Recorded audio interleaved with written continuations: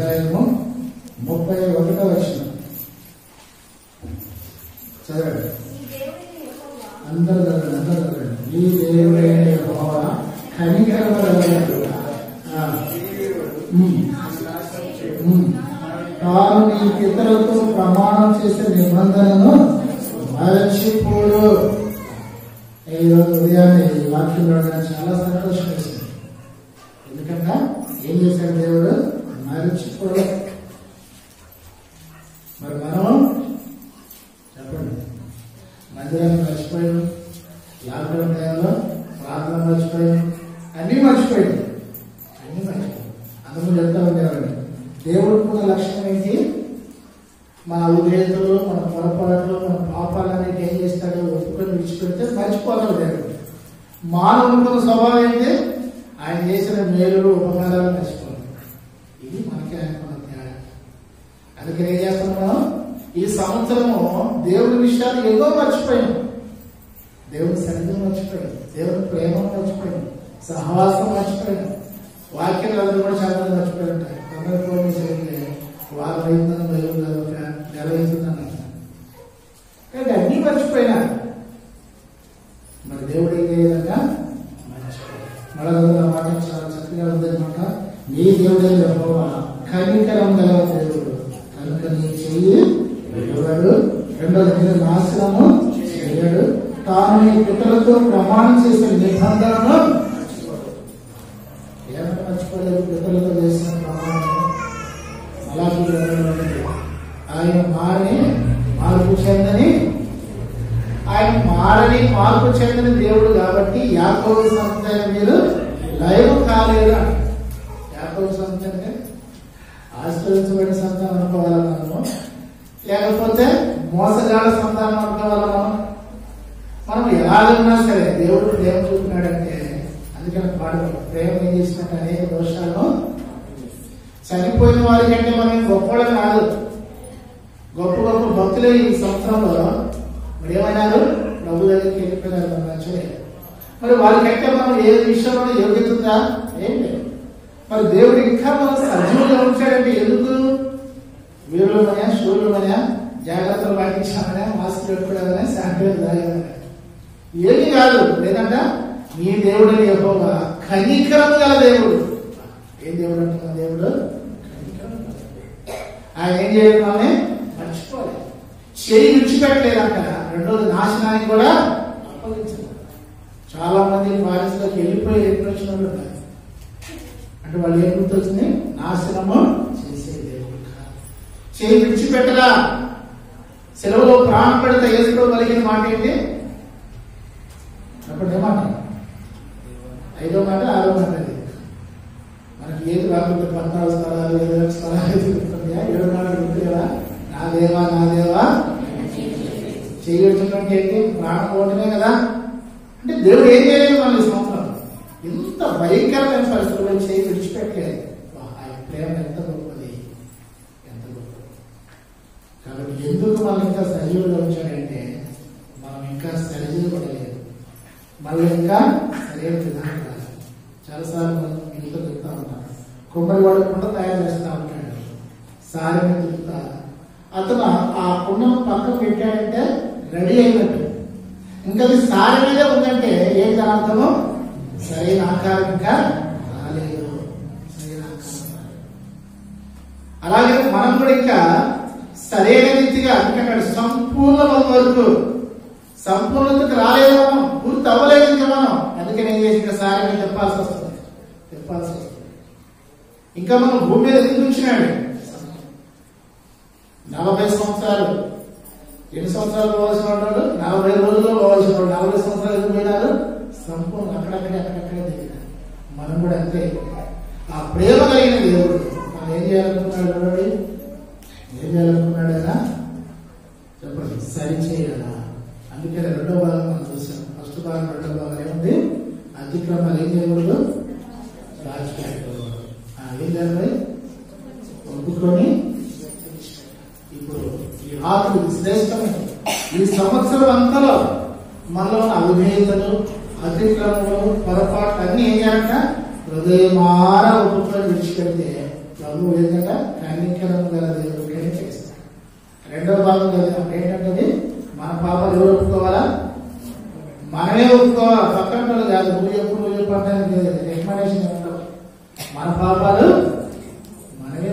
కొంతమంది ప్రార్థన ఏమంటే నా కోసం ప్రార్థన చేయమని చెప్పుకుంటారు. ఒకవేళ చెప్తే మంచిదే కానీ ఒప్పుకోలు మాత్రము ఈ పాపాలు నా పాపాలు రికమెండేషన్ మధ్యలో ఇవ్వలేదు. కానీ మనమే ఒప్పుకుంటే ప్రభు ఎవరంట నమ్మదగిన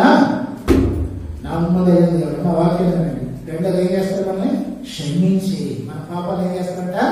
క్షమిస్తాడు. క్షమించి సమస్త దుర్నీతి నుండి మనం ఏం చేస్తాడంట? పవిత్ర. అంటే క్షమించి కనికరించి పవిత్రపరిచి కొత్త సంవత్సరంలోకి ఏం చేస్తాం? మనల్ని నీతిమంతులుగా పరిశుద్ధులుగా ప్రవేశిస్తాం. అప్పటి నుంచే మనం దేవుడి కూడా జీవిస్తాం. ఇప్పుడు మన అవిధేయతలు ఏంటో పొరపాట్లు ఏంటో అవి చూసుకొని మన హృదయమాన ఒప్పుకున్నాం. యెహెజ్కేలు గ్రంథం 20వ అధ్యాయం బైబిల్ వారంతా తీయగలంతా చదవండి. యెహెజ్కేలు గ్రంథం 20వ అధ్యాయము 7-8 వచనాలు చదవండి.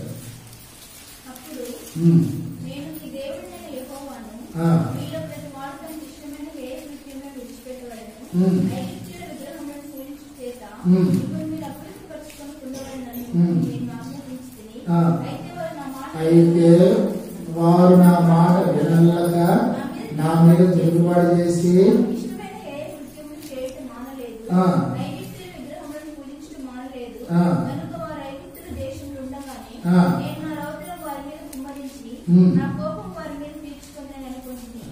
ఇవన్నీ చదివితే అదే ఒక్కొక్కరు చెప్తారు. ప్రభు ఈ సంవత్సరం మనం చూసినప్పుడు ఏం కనపడుతున్నాయంట చెప్పండి? ఐగుప్తులో ఉన్న లక్షణాలు కనపడుతున్నాయంట. అందుకే ఇశ్రాయేలు ప్రజలు ఐగుప్తు నుంచి బయటకు వచ్చారంట. కానీ ఏం పోలేదు వాళ్ళు? ఐగుప్తు యొక్క లక్షణాలు, ఐగుప్తు యొక్క గుణగణాలు పోలే. శారముకి ఆ ఆలోచన ఎక్కడి నుంచి వచ్చిందంటే ఐగుప్తు నుంచి వచ్చింది. దాసిని పెళ్లి చేయడం ఎక్కడి నుంచి వచ్చిందంటే ఆమె కొంత ఐగుప్తులో వెళ్ళి తీసుకొచ్చుకుంది. ఎక్కడిది ఆచారం అంటే ఐగుప్తుది. అదే ఆచారం ఎవరు పట్టుకొచ్చారు? మళ్ళా రాహేలు లేయ పట్టుకొచ్చారు. ఇవి ఎక్కడివి? మా ఇతర వాక్యం ఐగుప్తులో నుండి మనము అంటే లోకం నుండి మనం వచ్చాము. కానీ లోకపు ఆలోచనలు లోకపు పద్ధతులు పోలే. అందుకని ఎందుకు మందిరానికి పోతున్నాం? మందిరానికి వచ్చినా కానీ ఏం పోలేదంట? ఐగుప్తు యొక్క ఆలోచన, లోకపు పద్ధతులు ఇవన్నీ పోలే వాళ్ళు. అందుకని ఇప్పుడు ఇన్ని సంవత్సరాలు మనం అదే ఉన్నాయి కాబట్టి ఈరోజు దేవుడు మనకి చూపించిన స్పష్టంగా మనం ఒప్పుకొని విడిచిపెట్టాలి. మొట్టమొదటి ఐగుప్తు నుంచి ఏమేం పోలేదు వాళ్ళకి అంటే మళ్ళా చదివిన మాట 7వ వచనం లేదా 8వ వచనం నా మాట వినలేక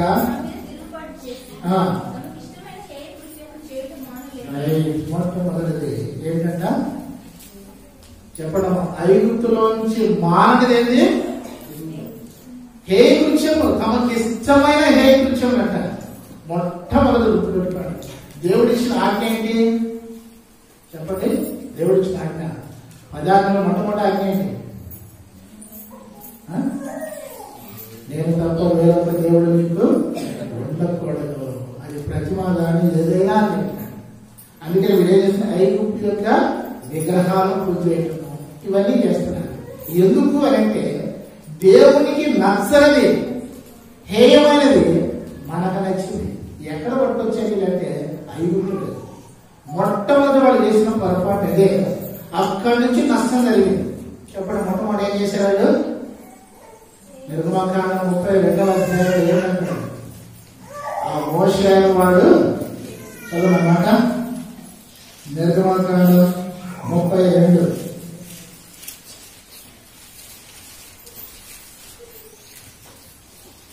మొదటి మోషే కొండ దిగకుండా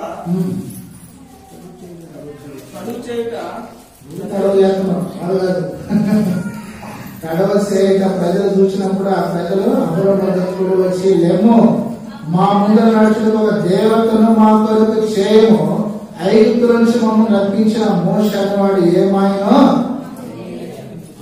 మొట్టమొదటిది హేయ కృత్యాలు ఎక్కడి నుంచి స్టార్ట్ చేశారంటే ఎక్కడి నుంచి స్టార్ట్ చేశారు? ఆ చోట ఏం మాట్లాడుతున్నారు? 4వ వచనం. అది వారి ఎదురు వాటిని తీసుకొని ఒకరితో రూపం ఏర్పరిచి దానికి కోత వచ్చిన దృఢంగా చేశాను.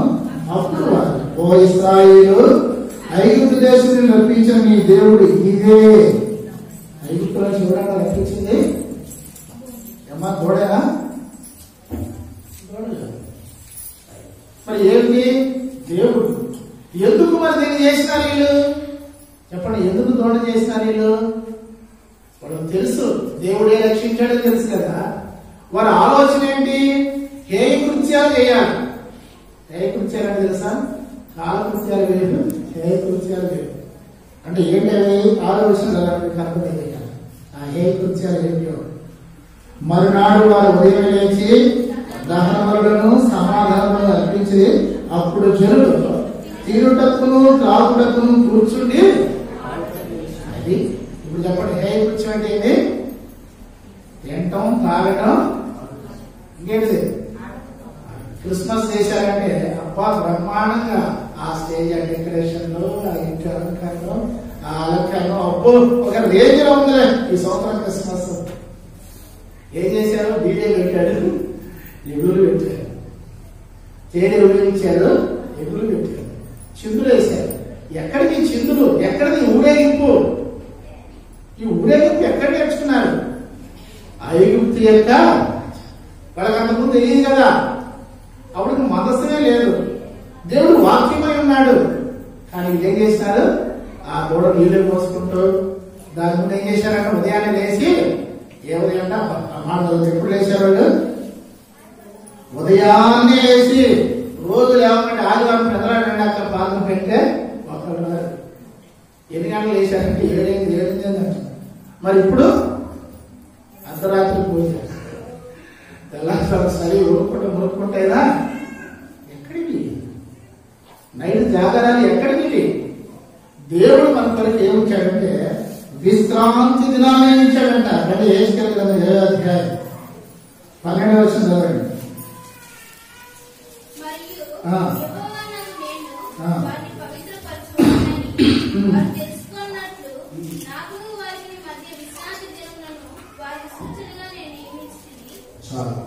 దేవుడు ఏంటంట మనకి దేవుడికి మధ్య ఉండటం వరకే విశ్రాంతి దినాన్ని నియమించడం ఉద్దేశం. విశ్రాంతి ఎందుకు పెట్టాడు? ఒక్కరోజు ఒక దినము దేవుడి సన్నిధిలో గడపడానికి. మనం ఆదివారం కోరుకుంటున్నాం, ఒక ఆదివారాన్ని నియమించినాడు దేవుడితో మనం సహవాసం కలిగి ఉంటామని. ఆ రోజు వాక్యాన్ని విని ప్రభువును ఆరాధించి వాక్యంతో మన జీవితాన్ని సరిచేయబడటం కొరకు దేవుడు విశ్రాంతి దినాన్ని ఒక దినాన్ని నియమిస్తే అది దేవుడు కట్టడ. కానీ మనం ఏం చేసాం? దాంతో మనకు పని లేదు. పండుగ వచ్చేస్తాం, దాంతో మనకు పండుగ లేదు. మొట్టమొదటి ఏదంట ఏ స్టార్ట్ చేశాం. ఏమాత్రం ఎప్పుడైనా అనుకున్నారా మీరు? చెప్పండి, ఎప్పుడైనా అనుకున్నాం? ఇది ఎక్కడి నుంచి వచ్చింది? ఇది ఈ ఊరేగింపు ఏంటిది అసలు? ఈ తేరు బండి ఏంది? దాని దూరిపోవటం ఏంటి? నీళ్లు పోయటం ఏంటి? ఈ బంగారు విగ్రహాలను పెట్టుకొని తిరగటం ఏంటి? వాటికి పేర్లు పెట్టుకోవటం ఏంటి? ఎప్పుడైనా అర్థమైందా మనకి? ఇది ఏంటి అంట? దేవుడికి నచ్చనివి. మరి ఎక్కడి నుంచి వచ్చినట్టే ఐగుప్తులను పట్టుకొచ్చుకున్నారు. నేను అక్కడ చూశాను, ఆ సిస్టమ్ బాగుంది. కొంతమంది వస్తారు ఈ లాక్డౌన్, నేను అక్కడ చూసినా ఈ సిస్టమ్ బాగుంది, నీకు నచ్చితే ఇక్కడ దీన్ని అమలు చేయాల్సిందేనా? దీంట్లో దైవ చిత్తం లేదా? కాబట్టి దేవుడు ఏం చేశాడు? మన వరకు ఒక విశ్రాంతి దినాన్ని పెట్టినాడు. ఆ పదాన్ని కూడా 5వ ఏంటంట? విశ్రాంతి దినం. విశ్రాంతి దినాన్ని పరిశుద్ధంగా ఆచరించండి. చక్కగా ఆదివారం రండి. దైవ భక్తి గారు ఎంతో చక్కగా క్రమంగా పెట్టినాడు. ఆదివారం అంతా దేవస్థానం గడపండి. మనం ఆదివారం వచ్చామంటే అడావుడు వస్తాం, అడావుడికి పోతాం. కానీ పండుగ రోజు మాత్రం క్రిస్మస్ వచ్చేటప్పుడు నాకు రోజు ఎంత వచ్చినాయి. ఎంతట్లో లేపి సరిగ్గా పడి నాకు దొరుకుతుంది. ఏం చేయాలి? నిజమో ఇటుపడింది పోయాడు కూర్చోవడం కొనుక్కోవడం అయిపోయింది. ఇంక వచ్చిన కానీ తినవా? ఈ లోపల ఉడుకుతుండదు, తినవా? డ్యాన్స్ చేసి కాలుగోడం కూడా ఆ రోజు తెల్లగా చేసుకుంటే ఆ స్నానం చేసేది. అడిగిన చర్చికి సాయంత్రం కల్లా తెలిపేది కాదు. ఆడబడి ఏడబడి ఆటలు ఏడబడి ఏమైపోయిండు? అదే తినటకు తాగుటకు కూర్చుని ఆడుటకు ఎంతమంది చేసుకుంటారు క్రిస్మస్ ఈ విధంగా. ఇంకా ఈ గోవా ఇంకా ఈ పెళ్లి వచ్చినా అంతే. క్రైస్తవులు పెళ్లి చూపులు అంటే చేస్తున్నారు, ఫంక్షన్ అంటే చేస్తున్నారు. దైవ చిత్తమే కోల్పోయినారు. ఇది ఎక్కడ ఉందా? ఐగుప్తు యొక్క హేయ క్రియలు మనలో ఏమో పరీక్షిస్తున్నాం. ఐగుప్తు యొక్క హేయ క్రియలు మనం కూడా అట్లాగే విగ్రహం, వాళ్ళ విగ్రహం దేంతో చేస్తారు? బంగారంతో చేస్తారు. అసలు చిందులేసేది, ఆడేది, బయటికి వెళ్ళేది, గుడికి వెళ్ళేది ఎందుకు చెప్పండి? ఆ బంగారంతో పైకి ఎందుకు ఎత్తుపట్టారు? అందరూ కూడా బంగారంతో చేశారు, బంగారంతో చేశారు. మరి మనోళ్ళు ఎందుకు మేళాస్తం తిరిగేదంటే ఆ బంగారం చూడండి, బంగారం అంటే ఎవరు కనపడుతున్నారు? దేవుడు కనపడతారా? మరి ఎవరు కనపడుతున్నారు? బంగారం. వాళ్ళు బంగారం చూపించారు, మనోళ్ళు కూడా బంగారమే చూపించుకుంటున్నారు. అందుకని అక్కడ ఏదైనా హేయమైనది, హేయ క్రియలు. ఇది మొట్టమొదటి ఏం తీసుకొచ్చినారంట? ఐగుప్తు యొక్క హేయ క్రియలు నీలో నాలో ఇంకా ఉన్నాయా? వచ్చాము, ఆశ్రమం నుంచి బయటకు వచ్చాము, చెబుతున్నాం కానీ ఆ లక్షణాలు పోలే చాలా మంది అంటే ఇంటికి అంటున్నారు. చాలా మంది గమనిస్తా ఉన్నా ఆశ్రమం బయటకు వచ్చామనుకున్నా మళ్ళీ ఆ లక్షణాలే కనబడతామని. ఇది మొట్టమొదటి. రెండోది చూద్దాం. రెండోది 16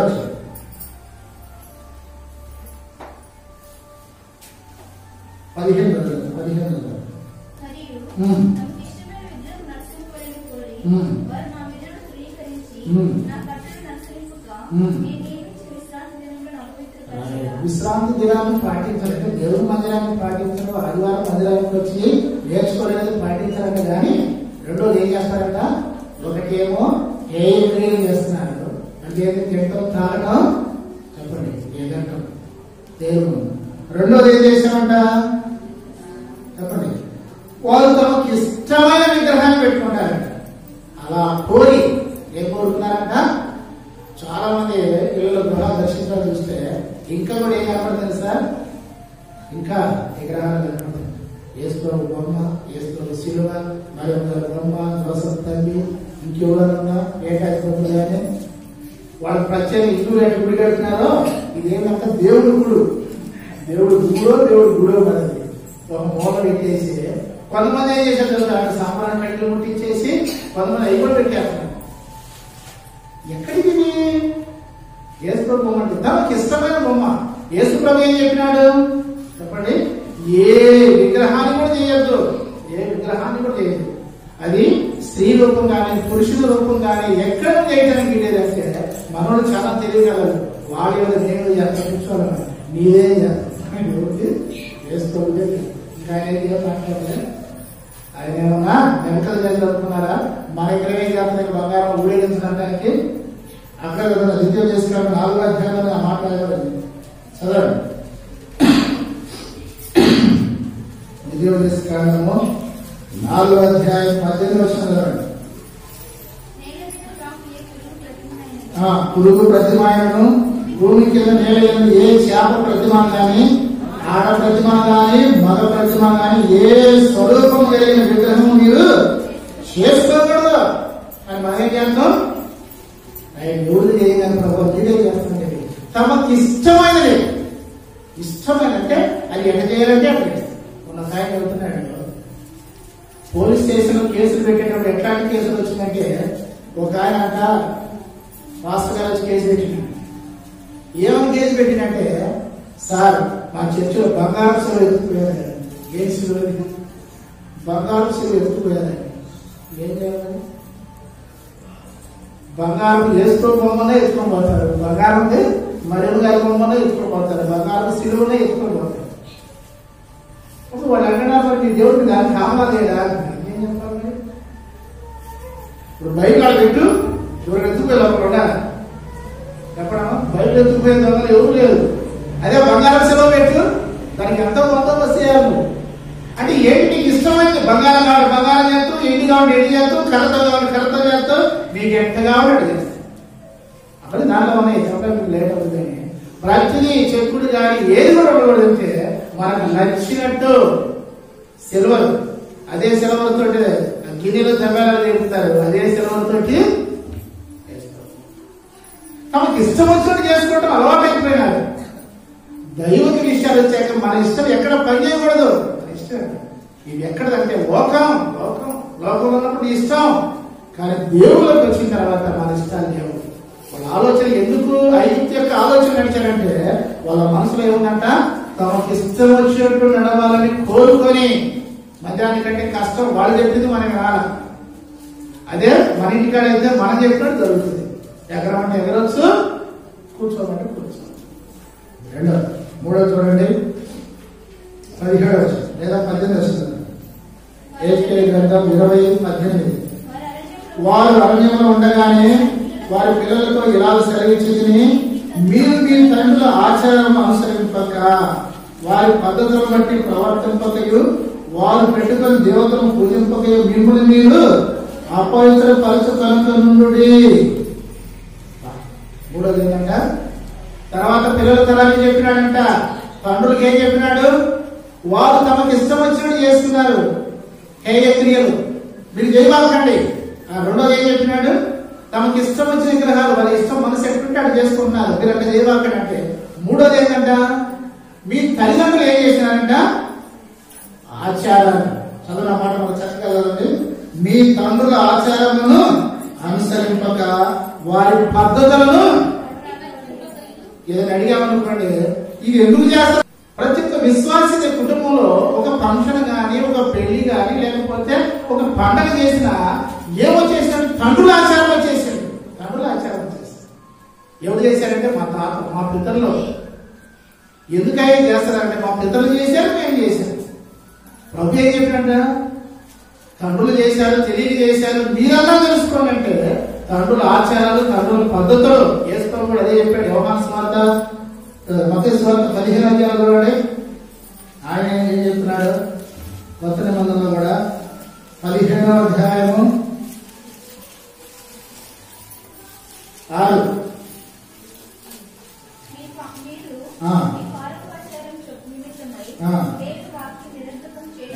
మీ పారంపరాచారము దేవుడు వాక్యాన్ని ఏం చేస్తున్నారు, ఇప్పుడు కూడా వాక్యాన్ని అనుసరించుకోకుండా ఏం అనుసరించడం, మా పెద్దలు చేశారు. ఏమా ముఖ్యమైన తెలుసా మనం రేపు పొద్దున చూడాలి, తెల్లారి పొద్దున ఏసి వచ్చారో చెప్పండి, ఇంకా ఏసి వచ్చుకొని ఉంటారు. ఏదైనా గుడ్ బై 2020, వెల్కమ్ 2021, వెల్కమ్ ఊయేసరికి పోయి ఉండదు సైతం, వెల్కమ్ ఇల్లు మలుగుతుంది రా నీకోసం ఉండా. ఏంటంట, ఈ తండ్రుల ఆచారం ఇంకా పట్టుకొచ్చుకుంటున్నావు నువ్వు, ఇంకా ఇతరుల ఆచారం విడిచిపెట్టలేదా? కొంతమంది పోయినా డెలివరీ అయిన వాళ్ళ దగ్గరికి పిల్లలు పలకరించి ప్రార్థన చేసేద్దాం పోతే మొత్తం గారబండలో ఇనప సభలో ఇల్లు ఉంటున్నాయి. ఇదేద్దామంటే అదే ఎంతో చెప్పాను నేను, గారబండ కూర్చోమన్నా అదే వైద్యం. గారబండ చూసాక దెయ్యం పాకంట, ఎందుకు దాన్ని ముందు కూర్చోడుగా ఏమా ఏమీ పెద్ద ఆచారం. దేవుడు నమ్ముకున్నాం అని బాప్టిజం తీసుకున్నాం అంటారు. ఇవన్నీ ఏంటి, లోక ఆచారాలు మనలో ఇంకా పోలేదు. ఎన్నో ఆచారాలు, వస్త్రధారణ కావచ్చు, నడవడి కావచ్చు, మాట తీరు కావచ్చు, ఒక్కటి కూడా దైవకంగా కనపడలేదు. కానీ అన్ని ఆచారాలే, అన్ని ఆచారాలు. అది అంటే మా పెద్దల ఆచారం. 4 చూడండి 23 వచ్చాం. 23 వచ్చాం.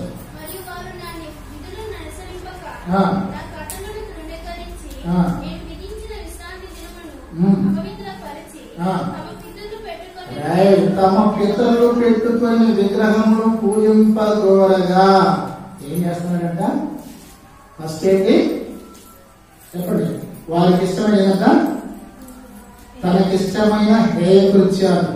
రెండవది ఏంటంట, వారికి ఇష్టమైన ఏంటంట 15 వచ్చింది. తమకి ఇష్టమైన విగ్రహాలను అనుసరించడం కోరుకున్నారు, అనుసరించడం వారికి ఇష్టం. మూడోది ఏం కనపడింది, తండ్రుల ఆచారాలు, పద్ధతులు. 4వది ఏంటంట, తండ్రులు మీ పితరులు పెట్టుకున్న ఒక్కడిని కూడా తీసేయబడి తీసేయండి.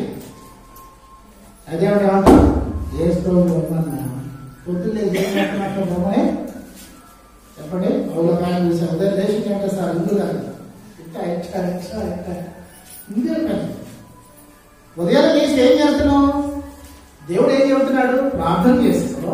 బైబిల్ చదవంటే ఖచ్చితంగా నేను చాలా మంది చూసినాను. ఆర్సంలో కదా చాలా మంది ఒక్కళ్ళు బైబిల్ చదివండి ఉన్నారమ్మా. ఆర్సంలో బైబిల్ చదివి ఉన్నారా? ఉదయాన్నే లేచి బైబిల్ చదివాడు కానీ ప్రార్థన చేసుకుంటే ఒకప్పుడు మనం అందరం అట్టే ఉన్నాం. కానీ మరి దేవుళ్ళలోకి వచ్చినాక సహవాసంలోకి వచ్చాక మళ్ళీ ఏం చేస్తున్నారు? ఆ ఫోటోలు అడిగిపోయి కొంతమంది అయితే కంటి ఆగలేదు ఆడికే పోయి అడిగి చేసి ఈరోజు ఏం జరుగుతుందా? నీకు మంచి జరుగుతుందా? బైబిల్ చదవటం లేదు, వాక్యం చదవడమే లేదు, ఫోటో చూడటం మొదలుపెట్టాను. ఇది ఎక్కడి నుంచి వచ్చిందంటే పిత్తలు. ఎందుకంటే చిన్నప్పుడు నేను చూస్తాను లేచి ఎవరు మోస్తున్నాడు బాగా అక్కడ ఎవరు మోసం కొంతమంది నాలుగు ఉంటే వాళ్ళే ఫోటో తీసుకొచ్చాడు కడుగరు కడుగరు ఏది ఏదమ్మా చెప్పండి. వాక్యం ఎప్పుడు పరిచయకి వచ్చినా కూడా విశాలు బాబా ఇది కాదు దీన్ని పెట్టుకో. మోటార్ కాడ తీసుకెళ్ళారు, మోటార్ కాడ ఎగబెట్టి వేసుకో ఫోటో ముందు పెట్టినాడు. ఏంటంటే ముందు ఆ సాగు అన్నం పెట్టుకున్నాకే ఏ పనైనా ఏ సాగు ఇది కాదు ఉండాల్సిందే. ఇది వెనకుండా ఇది ముందుకు తీసుకురా. వాక్యం కాదు క్యాలెండర్ ఎందుకుంది? పొద్దున్న లేచి మోత నుంచి ప్రార్థన చేసుకొని ఒక అధ్యాయం చదువుకొని క్యాలెండర్ వాక్యం చదువుకొని వెళ్ళలేవు. ఏముందండి అదే అంటే మా పితరులు అక్కడి నుంచే వచ్చింది. నాలుగోది ఏంటంటే పితరులు చేసిన విగ్రహ పూజలే మానవులు చేస్తారు. ఇంకా కొంతమంది విగ్రహాలు ఏంటి తెలుసా? కొంతమంది భార్య మాత్రమే చూస్తారు. కళ్ళు తెలిసి హాయిగా. కొంతమంది కూతురు ప్రేమ ఉంటే కూతురు నాని వచ్చా లేదా కొడుకుంటే సింటూ ఇప్పుడు ఒక కళ్ళు వస్తున్నాయి రాలే డాడీ నువ్వే అంటే మనసారి కొట్టుకోవడం గోడ కుదురుకోవడం. ఏ విగ్రహం అంతా యాకోబు అబ్రహాము ఇస్సాకుని బలియమంటాడు కారణం అదే. నేను అనుకుంటా ఇస్సాకు కూడా అబ్రహాం ఏం చేసి ఉంటాడో అది చూసి అబ్రహాం ఎటు వెళ్ళిపోతుందో ముందు బలి ఆ ప్రేమ చంపేసేయాలండి. తెలియకుండానే విగ్రహాల్లోకి వెళ్ళిపోతున్నాను. అర్థమవుతుందా? దేనికి ప్రేమిస్తున్నాం? ఇంకా పట్టాలను ప్రేమిస్తున్నాం. మెడ ఒకటి, చేతికి ఒకటి, ఉంగరం ఒకటి, ఏలి కథలు సిలువ వేసుకో బొమ్మ.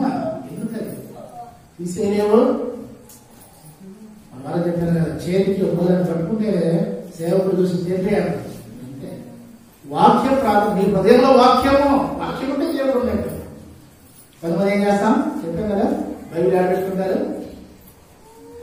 బైబిల్ చాలా మందికి ఏంటి దిండు ఏందంటే చెత్తకాలం బాగున్నా జిండులాగా పెట్టుకొని పక్కేమంటే వస్తేమో పక్కేమో ఉండదు. బైబిల్ పెట్టారా? పెట్టారు. ఇక చిన్న చేయించారు. ఏంటంటే ఆ బైబిల్ ఎట్లా రాసుకొని ఏమా బైబిల్ తలకింద పెట్టుకుంటే వెయ్యాలా? ఎక్కడుండాలంట? యోహాను సువార్త 15:7 నా యందు మీరును మీ యందు నా మాట నిలిచుంటే బహుగా ఫలిస్తారు. వాక్యం లోపల లేదు కానీ ఎక్కడుందంట? తలకిందుంది. తలకిందుంటే ఏమొస్తుంది? శిలువ మెడోగా ఉండాల్సింది. శిలువ శ్రమ ఉండాలా? ఆ ప్రేమ త్యాగం లోపల ఉండాలా? ఇది ఎక్కడ వంటివండి ఆచారాలు పితరుల నాటి నుంచి వచ్చిన ఇది 5 చూద్దాం. చూడండి 23వ వచనం. మరియు వారు నా విధులను అనుసరింపక నా కట్టడలను ధృవీకరించి నేను విధించిన విశ్రాంతి దినమున వ్యక్తపరిచి నా పితరులు పెట్టుకున్న విగ్రహములను పూజింపగోరగా అన్యజనులు వారిని చెదరగొట్టి మళ్ళా చదవమాట అన్యజనులలో వారిని చెదరగొట్టి సకల దేశములలోనికి వారిని వెళ్ళగొట్టుదునని ప్రమాణం చేసింది. 24వ వచనం. 24వ వచనం చదవండి. నేను యెహోవానని వారు తెలుసుకున్నట్లు వారిని విస్మయం అనుకూలం కాని కట్టడలను తాము ఏం చదువుతున్నాము? ఏస్కేల్ గ్రంథము అదేనా? 32 అన్ని జనులేమి భూమి మీద ఏ జనులేమి చేయనట్లు మేము కొయ్యలకును రాళ్లకును పూజ చేస్తుమని మీరు అనుకుంటున్నారే. మీరు ఇచ్చించిన దాన్ని ఆ ప్రకారం ఎన్నటికి జరగదు. నా జీవముతోడు నా రౌద్రము కుమ్మరించు ఏం చేస్తాడంట? నా జీవముతోడు నా రౌద్రాన్ని కుమ్మరిస్తాడు. ఫస్ట్ ఏంటంట? హేయకృత్యాలు. రెండోది చెప్పండి, ఇష్టమైన రీతిగా జీవించాలనుకున్నారు, స్వేచ్ఛను కోరుకుంటున్నారు. ఇష్టమైతే ఆదివారంతా లేదు. మూడోది తండ్రుల. నాలుగోది ఏంటంట? ఇతరులు చేసుకున్న విగ్రహాలనే. ఐదోది ఏంటంట? అన్ని జనుల పద్ధతి. మాట్లాడండి చక్కగా.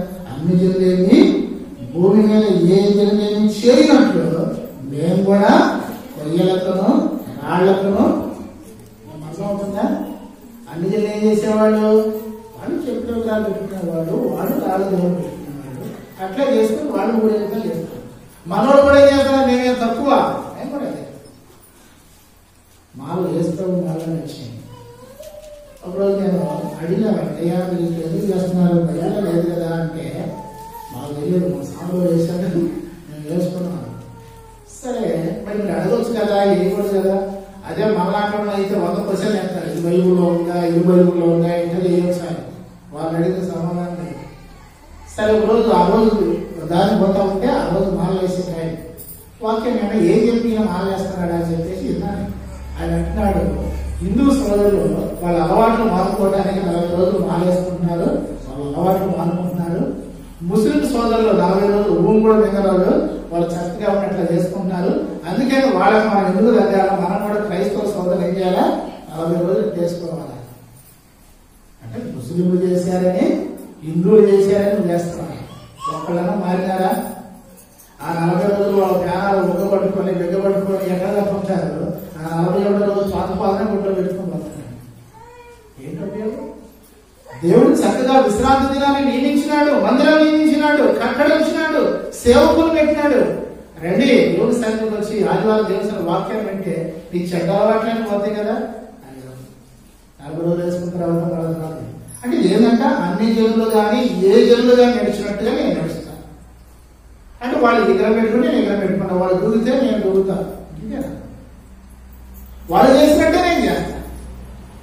దేవుడు నమ్ముకున్నాక ఈ సంవత్సరం చాలా మంది గమనించినది, పూర్తిగా అన్ని జనులు కలిసిపోయినారు. అంతే, పూర్తిగా అన్ని జనులు కలిసిపోయినారు. అందుకే యేసుప్రభు చాలా సార్లు అన్నాడు, మీ విశ్వాసము ఎక్కడ? నీ విశ్వాసం ఎక్కడ? నీ పరిశుద్ధత ఎక్కడ? నీ మాదిరి ఎక్కడ? అన్ని జనుల దగ్గర నీ మాదిరి ఉందా? లేదు. అన్ని జనుల దగ్గర మన మాదిరి లేదు. మన విశ్వాసం చేసిన అసలు పొరపాటు కూడా మాదిరి లేని వాళ్ళు అయిపోయారు. వాళ్ళు మనం ఒకటే. ఎప్పుడన్నా అనుకున్నారా? ఇది అన్యుల పద్ధతి, వాళ్ళు చేసుకున్నట్టే మనం చేసుకోవటం ఏంటి? వాళ్ళు రాయిని చెక్కన వాళ్ళు చేసుకుంటారు, మనం చేసుకోవటం ఏంటి? అందుకని మీ దేవుడని యెహోవా వారు చేసినట్టు మీరు చేయొద్దు. చదువున్న మాట ద్వితీయోపదేశకాండము 12వ అధ్యాయం 7వ వచనం. 12:7 చదవండి. ద్వితీయోపదేశకాండం 12:7. సారీ 5 4